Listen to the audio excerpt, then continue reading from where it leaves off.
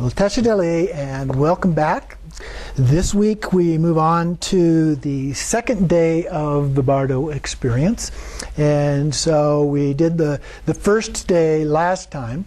And these begin to repeat themselves in terms of the format, the basic structure, the way each day is laid out, with some variation, but they're fairly standardized. So we're not going to actually read through all of them as a part of going through and discussing these things. But we will go through parts of them anyway to look at the distinctive qualities of each of these days that we go through. As you recall, in the first day, we had Virachana and all of his cohort along with him, and so that is where we began. But now, if we fail to recognize that that is simply the display of our mind, then we move on to the second day. And it points out here at the beginning, I'm on the bottom of page 42 if you're following along in the text. If we're afraid of the lights and the rays, and we escape from that, is the term that Trungpa uses for that, then, and if we are confused even after saying the prayer that follows at the end of each of these, then the second day arrives. And so Vajrasattva's circle of deities come to invite him, and any bad karma that we have would lead to hell. So the hell realm is the one associated with this second experience. So we actually begin it as a practice by calling the deceased by their name. And then again it continues similar to before. O child of Buddha nature, listen without distraction. On the second day, a white light, the purified element of water, will shine, and at the same time, blessed Vajrasattva Akshobhya will appear before you from the blue eastern realm of complete joy. His body is blue in color. He holds a five-pointed vajra in his hand, sits on an elephant throne, embracing his consort Buddha Lochana. He is accompanied by the two male bodhisattvas, Kshitigarbha and Maitreya, and the two female bodhisattvas, Lasya and Pushpa. So that 6 Buddha forms appear. And so this is the common pattern that we have in each of these days of what appears. The main deity, the consort, the particular hand emblem that they're using, the throne that they are sitting upon, and then the male bodhisattvas, female bodhisattvas, and so forth associated with them, as well as the colors of the background, the basic light that appears, the color of the rays of light, the colors of the dull light that also appears as a part of that, and so forth. So then it continues on, the white light of the skanda, representing mirror-like wisdom. And then from the heart of Vajrasattva and his consort, this intense light comes, dazzling white light comes, just almost blinding. It's so bright and intense. But it focuses from their heart into our heart. And then that, at the same time, we have this soft, smoky light of the hell beings that also comes toward us and pierces us. So we become attracted to this soft, dull light because it's not so intense, it's not so scary. And so that gives us a tendency to move more toward that. And in here, he also says that at that time, under the influence of aggression, now he uses that word a lot. We would probably more generically use the word anger associated with the hell realm. And so you would be terrified, you want to escape the brilliant white light, and so we feel more pleasure toward the soft dull light. And so then the text says, don't be afraid, recognize it as wisdom, and be drawn to it, supplicate to it. In this case, thinking, it is the light ray of blessed Vajrasattva's compassion. I take refuge in it. And then Vajrasattva will come to invite you, and hook Vajrasattva's compassion comes to pull us into enlightenment. So each of these deities is there to be our friend, a Vajra friend who's there to help us. And so we need to understand that. We need to see it in that way. Then it continues on to say, do not take pleasure in the soft, smoky light of the hell beings. And we could accumulate all this anger that we've accumulated previously through our karma. Can help push us into that, but don't do that. And otherwise we'll never escape. So it is an obstacle. It's blocking our path to liberation. Give it up. Give up the anger. Give up the aggression. Don't be attracted to it. Do not yearn for it. This isn't the anger. This is the soft white light that he's referring to here. But develop a longing for the luminous, brilliant white light. And then say the inspiration prayer that's at the end.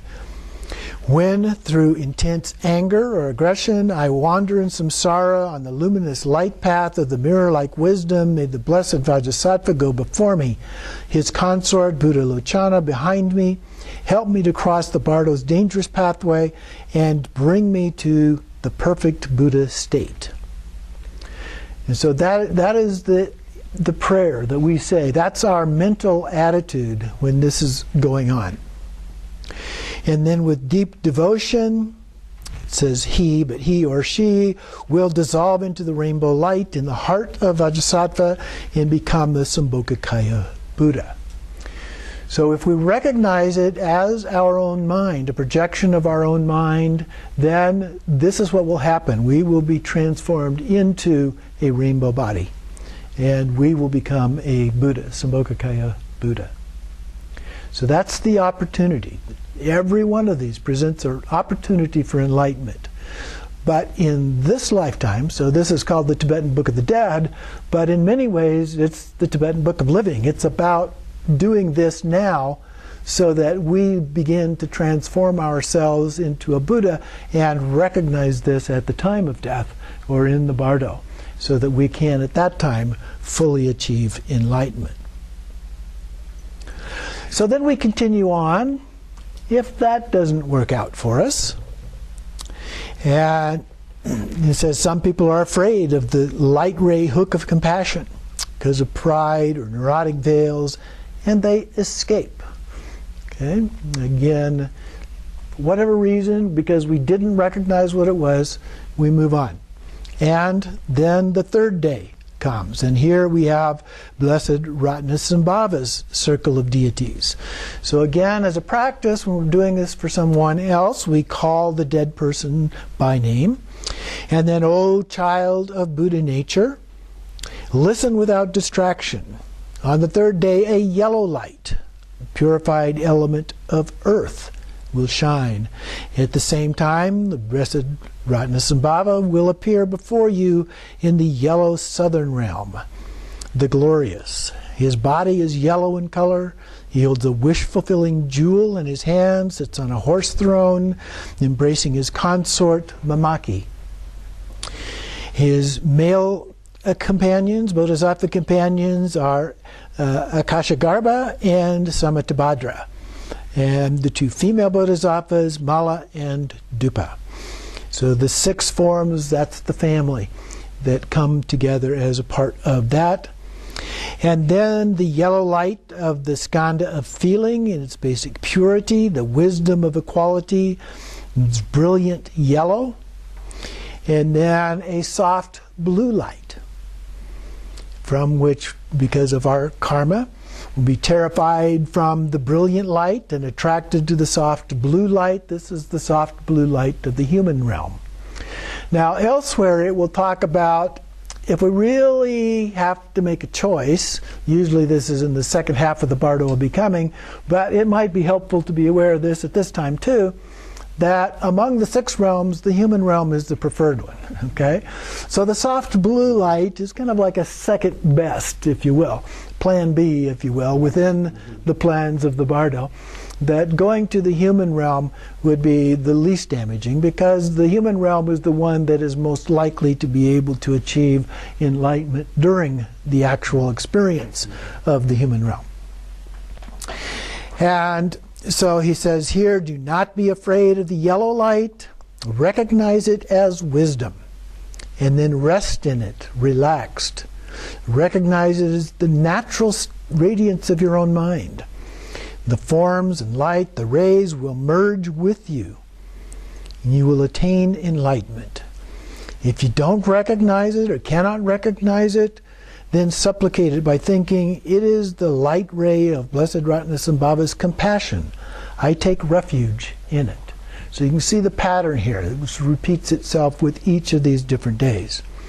And then the hook of Ratnasambhava's compassion will come, and so we'll feel a longing toward it. And then it kind of repeats itself here. It says, do not take pleasure in the blue light of the human beings, and so forth. If we're attracted to it, we fall into some of the sufferings of that realm, birth, old age, death, and so forth. And we get caught up in this muddy swamp of samsara. So instead of that, if we're not attracted to it and we don't yearn for it, and it suggests the inspiration prayer once again here. In this case, when through the intense pride I wander in samsara on the luminous light path of the wisdom of equality, may blessed Ratnasambhava go before me, his consort Mamaki behind me. Help me to cross the Bardo's dangerous pathway and bring me to the perfect Buddha state. So having said that, then with deep devotion, we would dissolve into rainbow light in the heart of Ratnasambhava and his consort, become a Sambhogakaya Buddha, as was in the previous days. So they have this opportunity over and over again. Now a Bardo day may or may not be exactly the same as our days. We don't actually know. There's no signs, there's no way to distinguish when or where that is happening. So when you're reciting this for somebody else, we just assume that their days are coming about at the same time that our days are. So we would recite day 1 on the first day after the 3 or 4 days leading into this Bardo experience. And then day by day, we would recite this for them each day. Conversely, if you have the time and energy and you recite the entire text, you could do the whole thing each day, but that would take a great deal of time to actually work through the entire thing each day.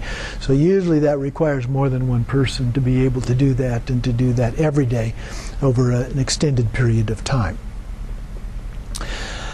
Then we come to the 4th day. So if that doesn't work out, and our capacities are weak, and there are people whose good opportunities have run out, so our karma, our good karma has run out, and as a result of that, and perhaps we've done some evil, or let our samaya degenerate as a part of this, the 4th day comes. And so then we have Amitabha and his family that appears. So we call the dead person by name. O child of Buddha nature, listen without distraction. On the 4th day, a red light, the purified element of fire, will shine. And Amitabha will appear from the red western realm, the blissful. His body is red. He holds a lotus. It's on a peacock throne, embraces his consort, Pandara Vashini, and the 2 male bodhisattvas, Avalokiteshvara and Manjushri, the 2 female ones, Gita and Aloka. Then the red light of the skanda of perception, and the basic purity, the wisdom of discrimination. Then the brilliant red light, this intense red light, pierces our heart. So we don't be afraid of that. At the same time, a soft yellow light of the hungry ghosts appears. Don't take pleasure in that one. And then, if we become terrified of the bright yellow or red light and attracted to the soft yellow light, then we will be drawn toward the hungry ghost realm. So if we fear the red light, but if we recognize it as wisdom, then we can achieve enlightenment. So he just says to rest in it, be relaxed, and let it be in a state of non-action. Your own natural radiance and the forms and lights and rays will merge inseparably with you, and you will attain enlightenment. If you can't recognize it, then supplicate it by thinking, it is the light ray of Blessed Amitabha's compassion.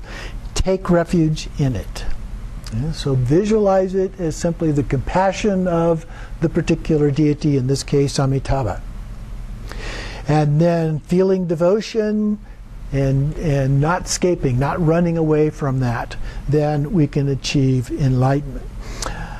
And then he kind of repeats this again. Don't be afraid. Do not be attracted to the yellow light of the hungry ghosts, the light path of unconscious tendencies accumulated by our intense desire. If you are attracted to it, we fall into the realm of the hungry ghosts and so forth. So give up those tendencies and instead feel a longing toward the brilliant red light.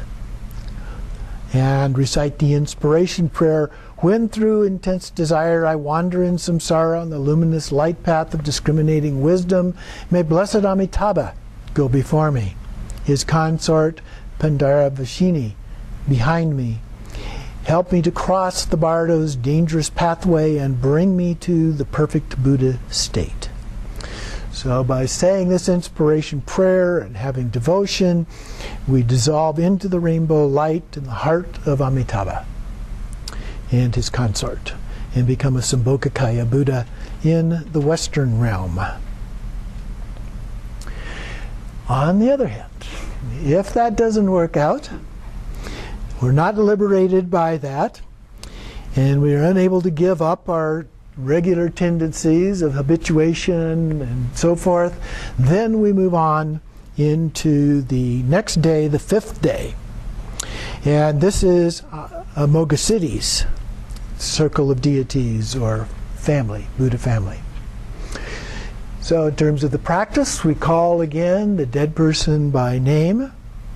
O child of Buddha nature, listen without distraction. On the fifth day is a green light. The purified element of air will shine.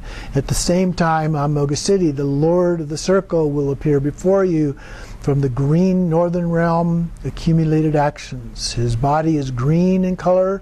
He holds a double vajra in his hand.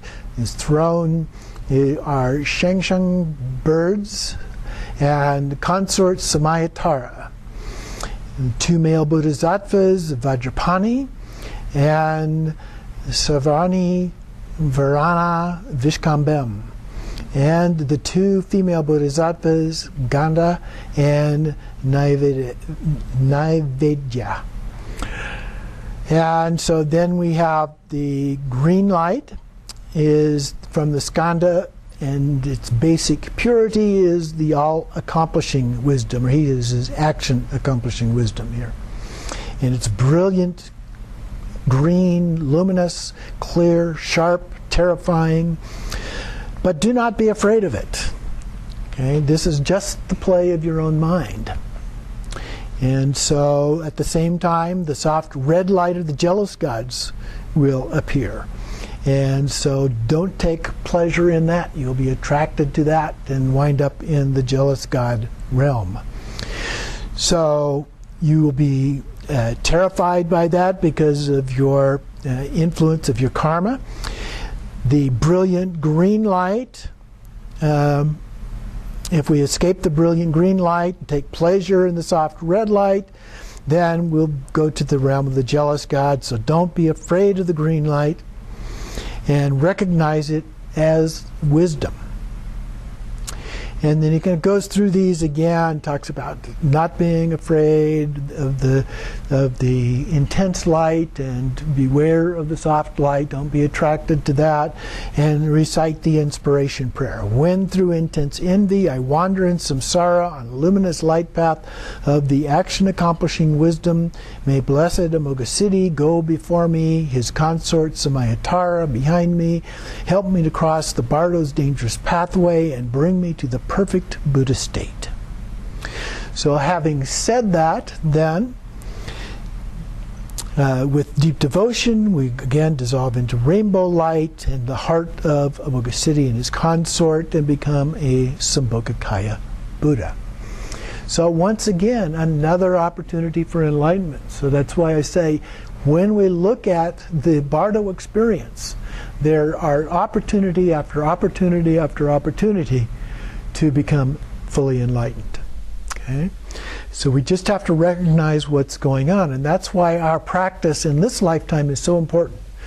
When we begin to recognize these, use this text as a way of understanding what can potentially happen to us in the Bardo, so that when it happens, we recognize it, we know what's happening. But it's the same thing, basically. It's not exact in terms of the wording and so forth as what we see in a deity practice, but it's essentially the same thing. When we do regular deity practices, whether it's with these 5 deities or it's some other deity, then we look at that, we recognize the deities as being the essence of our own mind. If we reify them, and we think of them as being real in some sense, then we're going to get ourselves in trouble. But if we recognize that they are simply symbolic images from our own mind, okay, then we will achieve enlightenment. So then the next one. If this still fails, we can go on to the 6th day.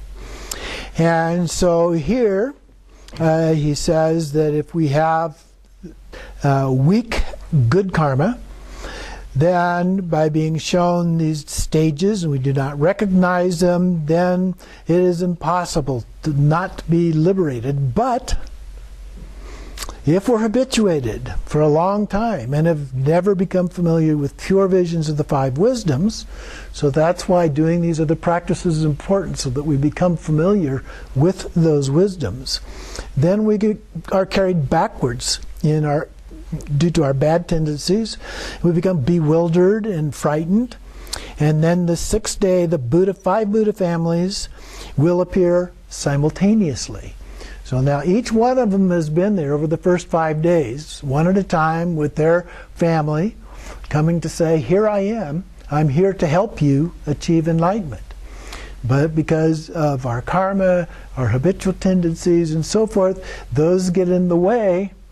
We're not recognizing it for what it really is, then we get carried on through and through and through, finally arriving at the 6th day when they all appear. So in terms of the practice, we call the dead person by name. O child of Buddha nature, listen without distraction. You were shown when the light of each of the 5 families appeared until yesterday. Under the influence of bad tendencies you were bewildered, and you have remained here. If you had recognized them, you would have dissolved into a rainbow light and become a Sambhogakaya Buddha, but you did not. So now, watch without distraction. The 5 families appear all together, called the 4 wisdoms, and what is called the 4 wisdoms combined will come to invite you. So again, the wisdoms are coming there to invite you. Recognize them. O child of Buddha nature, the 4 colored lights. Now, it's interesting to note here that there's only 4, not a complete 5. And I mentioned earlier that the green light here does not appear. So the all-accomplishing wisdom has not yet been accomplished. And that's the reason that the green light, the wisdom, the all-accomplishing wisdom, does not show up at this point in time. So the 4 colored lights of Virachana and his consort, Buddha Vajrasattva and his consort, Ratnasambhava and his consort, Amitabha and his consort, and Mogasiddhi and his consort, but without the green light in his case. So all of them again appear, all 5 of them appear, but just with the 4 lights. Then, O child of Buddha nature, beyond those Buddhas of the 5 families, the wrathful guardians of the gates will also appear. And so here it goes through a complete list of who all of these various guardians are. We'll not go through all of those. And then the 6 sages. So when we were doing the Guhyagarbha Tantra, Over here we see the tanka for that. We went through all of these before, and we looked at the different parts of the 100 peaceful and wrathful deities. That tantra is very closely related to the Tibetan Book of the Dead, and so all of these things show up in both places. And then after the 6 sages, we have Samattabhadra and Samattabhadri, the central figures in the Garbha Tantra. The all-good father and mother of all Buddhas will also appear. So these 42 deities of the Sambhogakaya emerge from within your own heart, and they are the pure form of your projections, so recognize them. O child of Buddha nature, those realms too do not exist anywhere else. They are in your heart. So the primordial, spontaneous play of your mind, recognize them, O child of Buddha nature. Those images are neither large nor small, but perfectly proportioned. They all have their own adornments, costumes, colors, and so forth.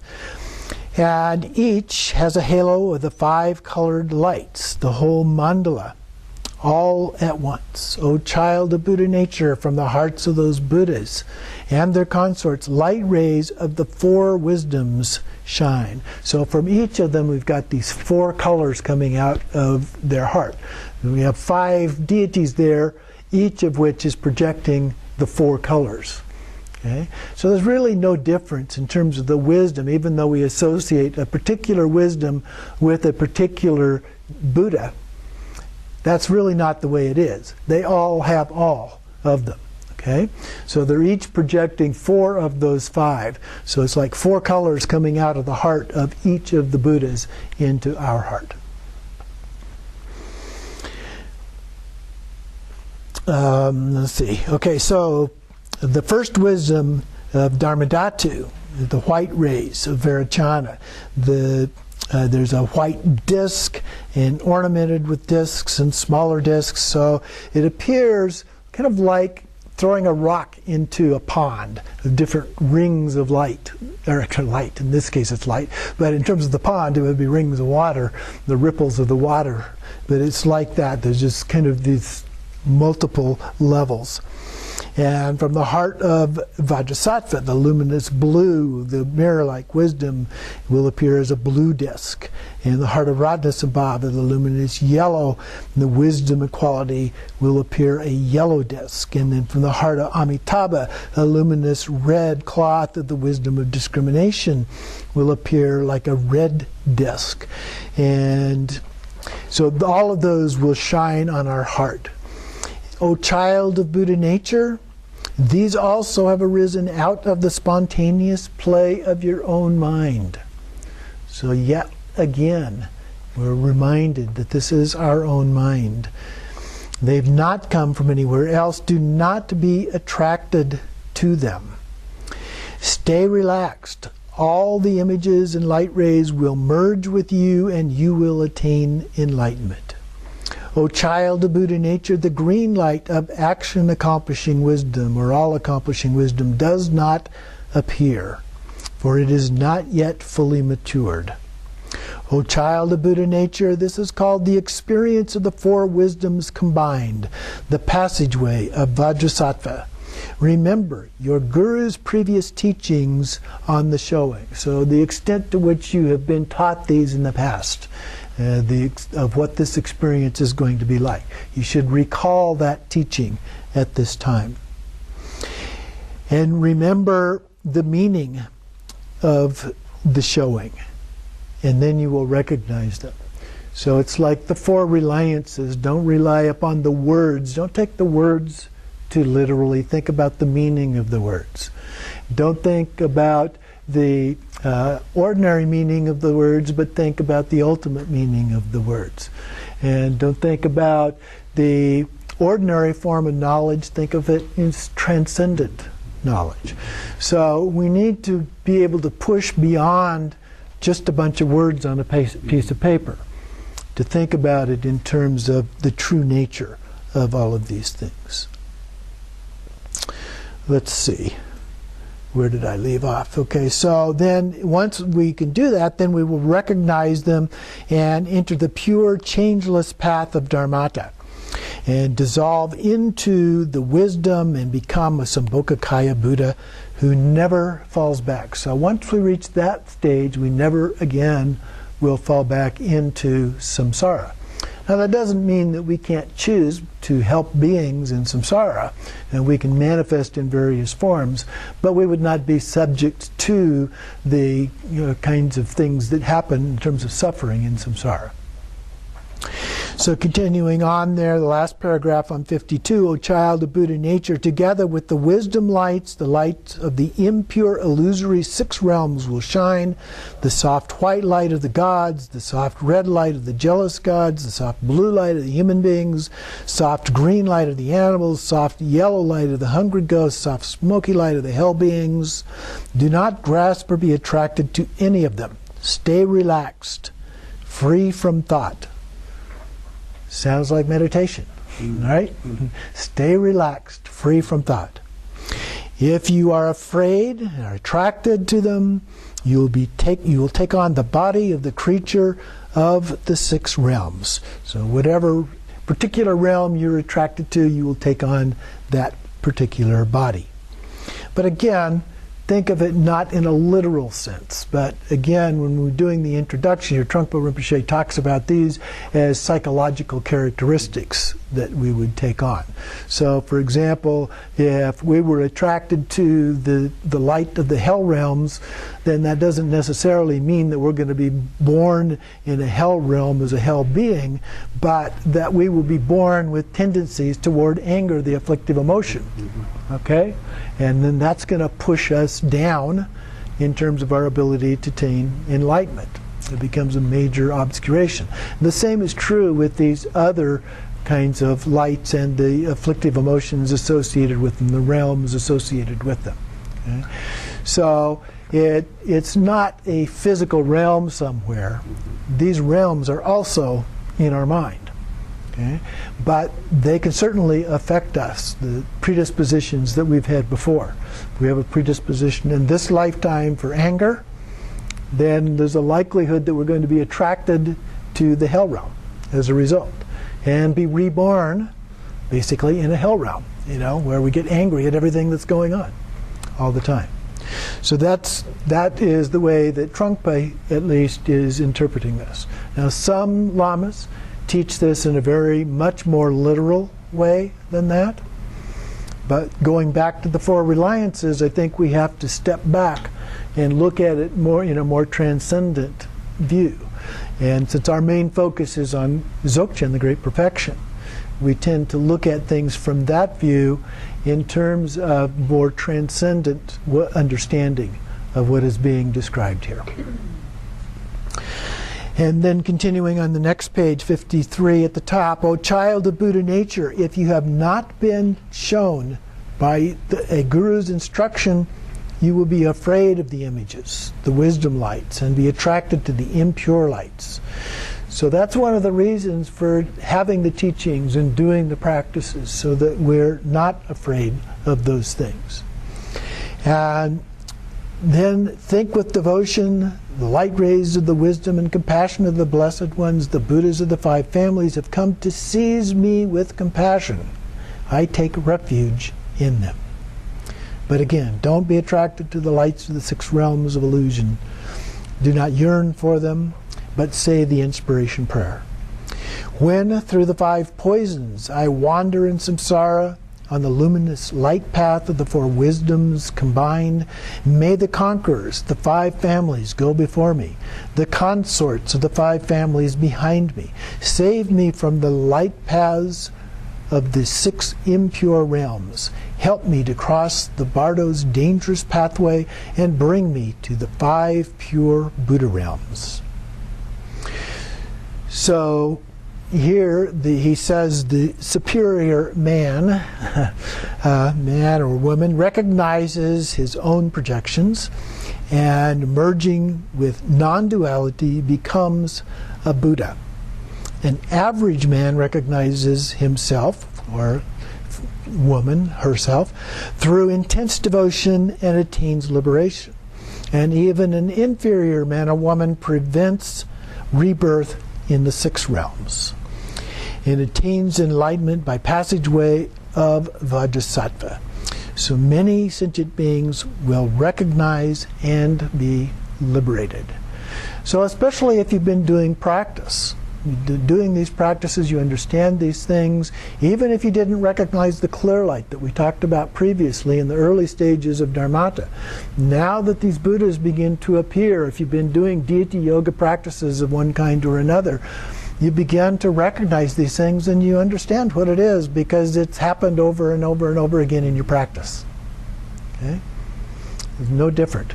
And so we habituate that through our practice, then we're much more likely to recognize what that experience is. We're going to take a little break here.